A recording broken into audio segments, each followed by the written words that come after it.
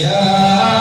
أيها الناس اتقوا ربكم الذي خلقكم من نفس واحدة وخلق منها زوجها وبث منهما رجالا كثيرا ونساء واتقوا الله الذي تساءلون به والأرحام إن الله كان عليكم رقيبا يا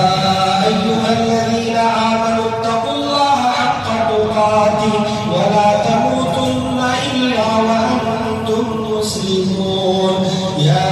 أيها الذين آمنوا اتقوا الله وقولوا قولا سديدا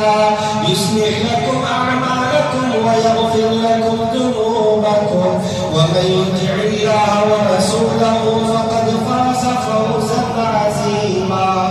وقال النبي صلى الله عليه وسلم